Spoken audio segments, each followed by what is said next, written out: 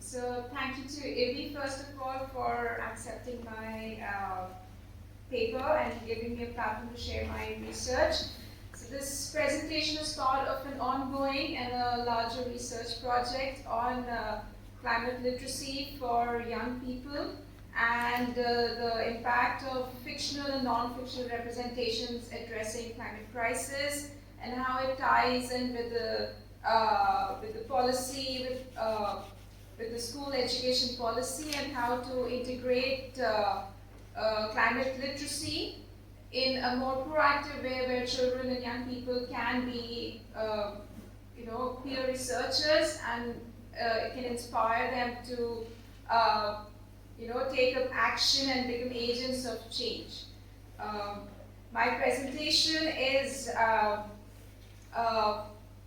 in this presentation, I'm focusing on two books, and I've chosen two specific books because I'm focusing on two types of narratives that are very common in non-fiction climate literature for children in the UK and also globally. One is where the focus is on the individual as hero and the focus is on the exceptionalism of the individual, and the other is on starting with encouraging a single child or young person, but promoting it as a community as hero narrative, where you have to form a community to fight climate crisis. So with the focus on young people and climate change, so this particular project has been investigating how children's perceptions, experiences, and attitudes are shaped by and contribute to existing literature and education on climate change. Climate crisis is one of the critical global challenges that impacts the well-being of children and young people, and children and young people are increasingly being found at the forefront of negotiating with the climate crisis. They're demanding action from the government, forming informal networks, formal networks, community groups, environmental awareness groups, taking action locally, regionally, and from there on globally. And children and young people are experiencing eco-anxiety and are seeking ways and approaches to gain agency to change the future, their environmental future. So apart from school curriculum, my question has been in this research is to understand and investigate to what extent do fictional and non-fictional representations addressing the climate crisis play a role in shaping youth consciousness to tackle climate change and sustainability? Can we offer an alternative and additional complementary mode of educating and empowering young people to become change makers for an environmentally sustainable world? And what alternative modes of sustainable education means for school children now and in the future?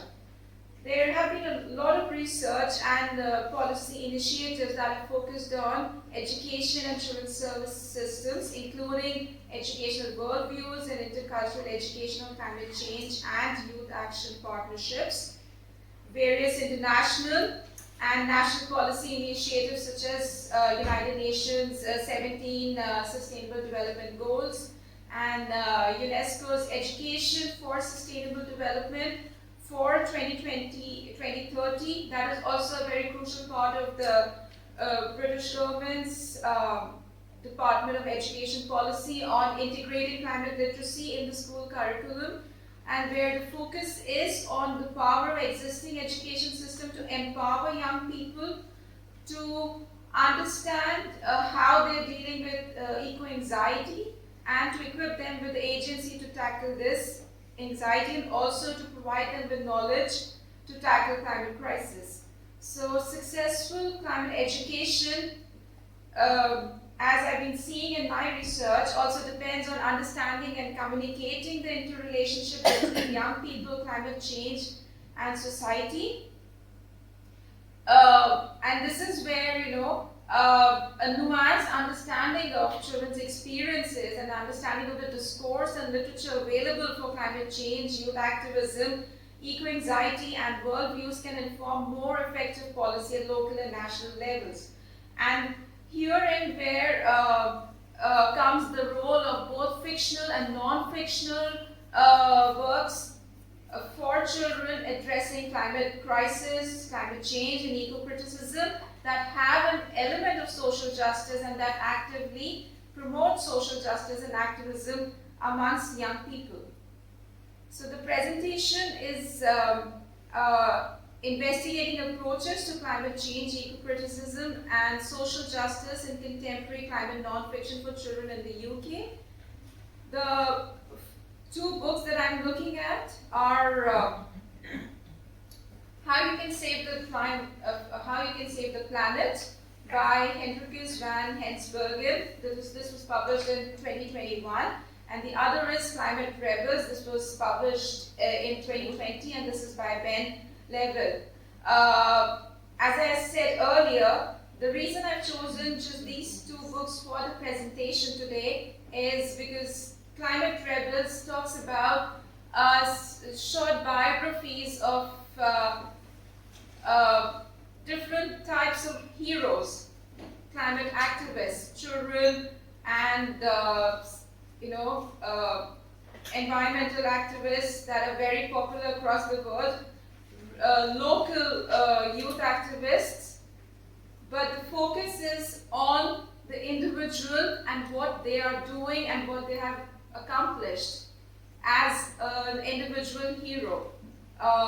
The other book, How You Can Save the Planet, which emerged out of the author's own organization that works with children and young people dealing with ways of approaching climate crisis and how to tackle it, and forming groups and informal networks. The focus seems to be through both the textual and the paratextual elements on trying to form a community of young people who can address this issue and promote climate literacy. So, various scholars, and one of them, children's literature scholars, Kimberly Reynolds, has pointed out about the radical potential of children's literature. So, children's literature contributes to the social and aesthetic transformation of culture by, for instance, encouraging readers to approach ideas, issues and objects from new perspectives, and so prepare the way for change.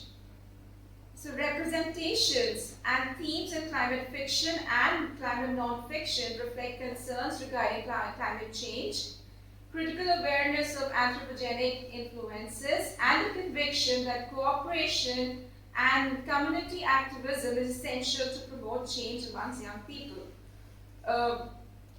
Several scholars such as Kenneth Cade, Claire Bradford, Philip Nell, Megan Musgrave have written that literature written for and by young people produced from the 20th century onwards mirrors an altering political scene.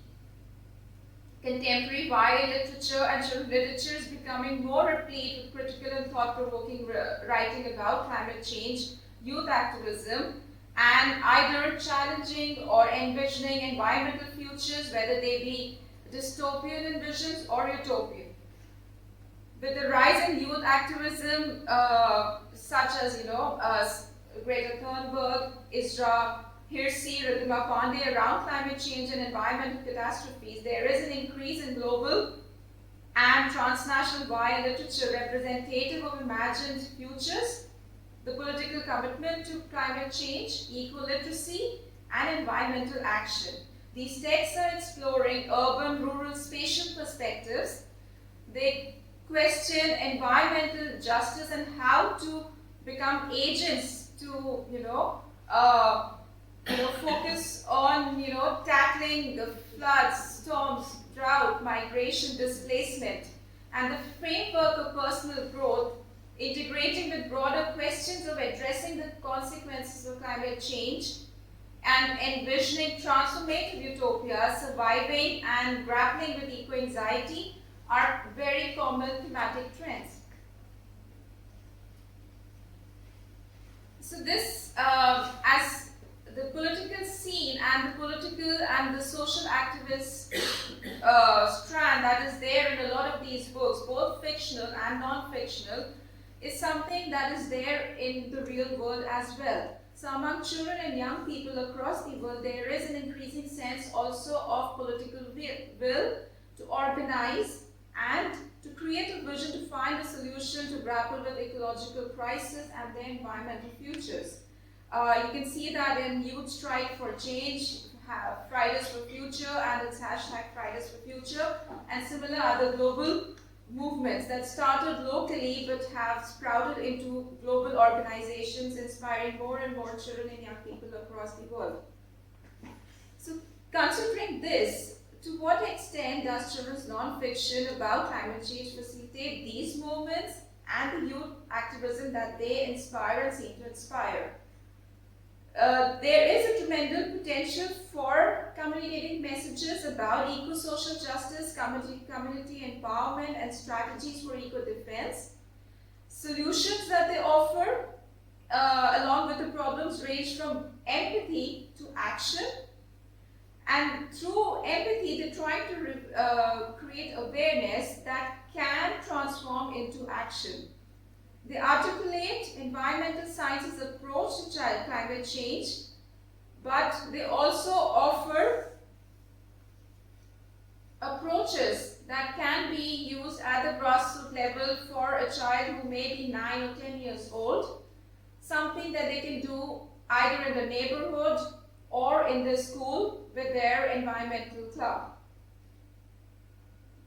Another thing is that children's non-fiction can be very effective as an alternative mode of knowledge co-production with children within school setting, is because that it gives them information about climate change that is not distorted by narrative manipulation or an overarching hero narrative, and or very which can be sometimes staged masculinistic techno-science framework.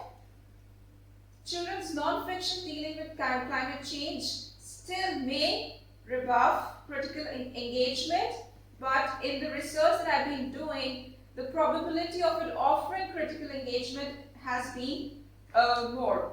The reading may foster critical inquiry and re-evaluation of pre-existing information that in turn allows opportunities for problem solving and activism. It calls for also a streamlined pedagogical approach and how to use them through more participatory modes of working with children and young people, where children and young people are peer researchers designing the research project or the school project from the beginning, along with the adult caregiver, teacher, or the researcher. This in turn instills in them both critical engagement and fosters critical participation in such a topical issue. So by introducing codifications about climate change, be it about, say, use of single use of plastic, about say recycling, what happens is it challenges the readers to engage with the underlying ideology or the existential problem, and plays an important tool for children and young people to both address climate crisis and as well as grapple with their eco-anxiety. I'll just quickly talk about the two books now. So the first book, How You Can Save the Planet by Henrikus van Hensbergen. It is divided, the content itself tells you that it is divided into certain sections that will have subsections which include words like actions. Actions that you can take in conjunction with the youth activist story. So it starts with an experience of a youth activist. The experience starts with how they became interested in finding ways to tackle climate crisis. It's usually a grassroots level story. From there on, it moves on to how the reader or readers can themselves become activists themselves. So the individual hero narrative is transformed into forming a community, thereby becoming a community as hero narrative. The use of terms like what is often in a lot of children's fiction books and picture books, like the paratextual elements, that is source information, origin stories that are not part of the primary narrative, such as action, tips, glossaries, references, are included within the focal narrative. In this case, the story of the youth activists and their first-hand experience, their voices. So, for instance, there would be, say, a message. One of my inspirations is Wangari Maathai. She founded the Green Belt movement, which has planted 51 million trees in Kenya. She said that it is the little things we do that will make the difference. My little thing is trees for goals. Remember, you're never too small or too young to make an impact in the world. Know that everything you do counts. It is best to start now because we don't have much time. This is followed by action. Number 4, the original skyscrapers. In this case, these are the trees. And it says, the tagline is join lesson and find the best place to plant trees so that they can clean up our air and provide home for wildlife. Similarly, they have a series of such messages that compel the reader to critically engage and reflect upon the need for individual actions and to form a community of individuals who are grappling with climate change. In the second book, Climate Rebels, what you have is a mix of different youth activists and their journey of becoming youth activism, often focusing on one primary or focal incident that was the turning point for them. In this case, the useful resources, glossaries, and terms and references are not part of the primary narrative, but are part of the paratext in this case, which gives further information that the child reader may or may not engage with. And this is where the two books differ so much in the extent to which they can inspire reflection and critical participation amongst children and young people. And do I have? All right. So finally, a lot of research projects, ongoing research projects going on, have noted that, for instance, there's one, climate change communication and education, that when it is implemented in primary school, it is also important to understand the kind of open questions that persist in such books, such as what nature of knowledge is proper for young children and young people, and who should be involved in the basis of climate change communication and education. There has been interdisciplinary participatory research and mutual learning processes that actually can enhance this process of research and working with children. And I will end with just an example from one of the participatory research projects that was conducted in Newcastle University with Year 6 school children from one of the local Newcastle area schools, where the children were given a research idea that the researchers were working with, and this research idea was further taken up by them to design a vision of how they feel that particular topic would be further promoted and say distributed amongst the public for public engagement. One of the topics was climate change, and out of all the information that they had picked up, they decided to create a skit on climate change, and the topic they had chosen was recycling, The reason being that was something they had been doing in their lessons and they had been talking about actively amongst their friends and at home. So from climate change, from the number of topics they could have chosen, they chose recycling and created a skit around it and gave a completely different dimension to the initial project brief that was shared with them. So, yeah.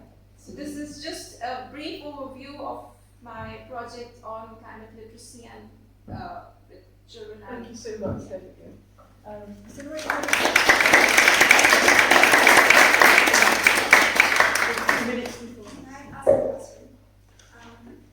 Thank you so much for this amazing research. I really love it because my research is about to exploring the social justice factors into one of the educational policy in China. I just curious about you talk about the activism, social justice, and participatory. So which theory are you adopted into your research?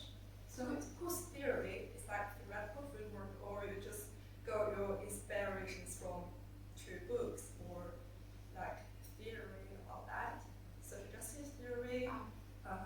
So the project is based on, say, children's literature scholarship, childhood studies, and education scholarship, and social sciences research methodologies, especially participatory research methodologies and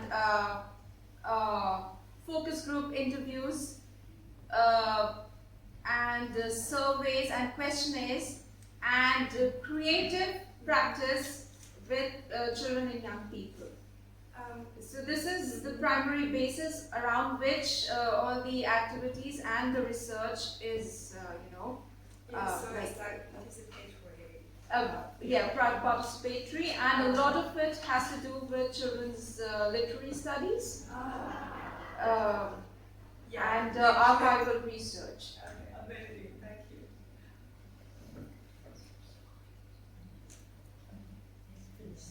I have a question. At the beginning, you mentioned about writing by children. Is there a decent body of work, or published work? I mean, I can think of Greta Thunberg as the obvious example, but are there other examples of published works by children? There is, I would say, an emerging and more than say what you would term as say formal publishing modes, more in informal publishing modes, say using online storytelling platforms to create stories around say climate crisis or climate change, or writing blogs, and also moving into say mixed media works, filmmaking. But the focus of my research is mainly on work that has been written by adults for children and young people. But as I'm working more and more with children and young people, I'm trying to integrate that into this aspect. I'm just going to say, following up on that question, there's a really great TED talk by two little girls from Fiji who, basically persuaded their island not to adopt plastic carrier bags. So TED talks are quite good way of finding out. Yeah, thank you. Thank you very much. Really interesting talk, and I think it's a really exciting area at the moment, actually, in children's publishing. And I think there's a tension there. That question that you asked at the end seems to me really, really crucial. Where does responsibility lie in who is asking these questions? And I think it really comes to the forefront in children's literature. There is there is some danger, I suppose, that we're putting an awful lot of pressure on young people to fix something which the adult world has destroyed. But one of the things that I think is really heartening to see that notion of the young person's voice that you have called on and talked about. So that the material by two examples that I'm sure you're aware of, Dara McNulty and Diary of a Young Naturalist, and Maya Rose Craig and Bird Girl. brilliant, people who, these young people who have been activists since they were tiny and now having platforms to speak out for themselves. And I think that is the thing that's really exciting, and it seems to be the really exciting part of your project, even finding ways of allowing young people to act for themselves in what is, of course, a really kind of, bewildering environment. But yeah, so I wonder whether you could say more just about that little question you asked at the end, and how far you're interested in children speaking for themselves and acting for themselves. So the primary aim of the research project is to, prioritize the child's voice, even in research, and that is why it is participatory in nature. And the reason, working with children and school children and young people, and especially when you do a creative participatory, workshop with them, what you realize is that when they're given a chance to, say, organically understand and negotiate and challenge these questions and come up with their responses, there's less pressure on them. They have a creative freedom to become agents the way they want, rather than being mediated by, say, their teacher or by the researcher who's working with them.